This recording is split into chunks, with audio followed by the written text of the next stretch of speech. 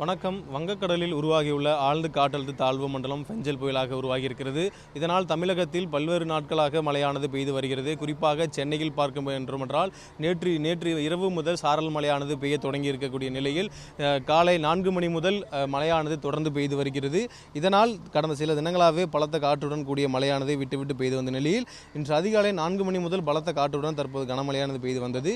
அந்த வகையில் தற்போது மழை சற்று ஓய்வெடுத்திருக்கிறது கூட என்று சொல்லலாம். தொடர்ந்து நேற்று இரவிலிருந்தே தொடர்ந்து மழை பெய்ததால் சென்னை புளியந்தோப்பு, பட்டாளம், வியாசர்பாடி பகுதிகளில் முழங்கால் வரை தண்ணீர் நின்று கொண்டிருப்பதை நம்மால் பார்க்க முடிகிறது.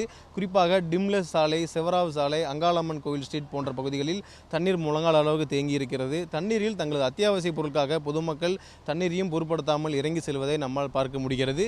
ஒருபுறம் மாநகராட்சி ஊழியர்கள் ராட்சச மோட்டார்கள் மூலம் தண்ணீரை வெளியேற்றும் பணியில் ஈடுபட்டு வருகிறார்கள். இந்த பகுதியில் எந்த மழை பெய்தாலும் அதிக அளவில் தண்ணீர் பாதிப்பு ஏற்படும் என்று அந்த பகுதியில் வசிக்கக்கூடிய மக்கள் தெரிவிக்கின்றனர். பொதுமக்கள் அதேபோல அங்கே இருக்கக்கூடிய தண்ணீர் வடிவதற்கு அதிகபட்சம் ஒரு நாளாவது ஆகும் என்றும் இந்த பகுதியில் வசிக்கக்கூடிய பொதுமக்கள் தெரிவிக்கின்றனர். தற்போது அந்த ராட்சச பம்புகள் மூலம் மாநகராட்சி ஊழியர்கள் அந்த தண்ணீரை வெளியேற்றும் பகுதியில் ஈடுபட்டு வருகிறார்கள். இந்த பெஞ்சல் புயல் காரணமாக தொடர்ந்து மழையால் சென்னையில் பல பகுதிகள் சாலையில் மழைநீர் வெள்ளம் போல் பெருக்கெடுத்து ஓடி வருகிறது. குறிப்பாக அந்த கோயம்பேடு, டி நகர், வலசரவாக்கம் பகுதிகளில் அந்த தண்ணீரானது தேங்கியிருக்கூடியதை நம்மால் பார்க்க முடியுது.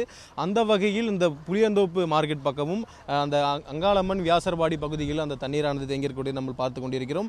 இதுபோன்று பிரதான சாலைகளில் உள்ளிட்ட பல பகுதிகளில் சாலை முழங்கால் அளவிற்கு தண்ணீர் தேங்கி நிற்கிறது. இதனால் பொதுமக்கள் அத்தியாவசிய தேவைகளை தவிர மற்ற காரணங்களுக்காக வீட்டை விட்டு வெளியே வர வேண்டாம் என்று அரசு தரப்பில் தெரிவித்திருந்தாலும் தங்களது அத்தியாவசிய பொருட்களுக்காகவோ அல்லது வேலை செல்வதற்காகவோ அந்த மக்கள் வெளியே செல்வதை நம்மால் பார்க்க முடிகிறது. குறிப்பாக தண்ணீர் தேங்கி உள்ள வாகன ஓட்டிகள் கடும் சிரமத்துக்கு ஆளாகி வருகிறார்கள். அந்த புளியந்தோப்பு பகுதியில் தண்ணீர், அதாவது அங்கே ஆட்டோ பார்த்து கொண்டிருக்கிறோம். அந்த ஆட்டோ எந்த புறமும் செல்லாமல் நடுவில் தண்ணீர் நின்று கொண்டிருப்பதை நம்மால் பார்க்க முடிகிறது.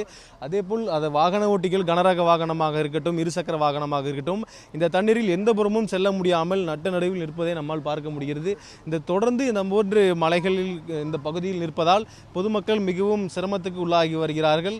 குறிப்பாக வாகன ஓட்டிகள் சிரமத்துக்கு உள்ளாகி வருகிறார்கள் என்று குறிப்பிடத்தக்கது. இது மட்டுமின்றி சென்னையில் தரை காற்றுக்கு 60 கிலோமீட்டர் வேகத்தில் வீசி வருவதால் பல இடங்களில் மரங்கள் சாய்வது காட்சிகளை நம்மால் பார்க்க முடிகிறது. இந்த மழை தற்பொழுது பெய்ய தொடங்கி இருந்த நிலையில் தற்பொழுது ஓய்வெடுத்திருக்கிறது கூட என்று சொல்லலாம். இந்த நிலையில் மழையானது மீண்டும் பெய்யக்கூடும் என்று எதிர்பார்க்கப்படுகிறது. ஆனால் இவ்வளவு காலையிலிருந்து பெய்த மழையில் தற்பொழுது இந்த மழை அதிக வெள்ளத்தில் சூழ்ந்திருக்கிறதை நம்மால் பார்க்க முடிகிறது.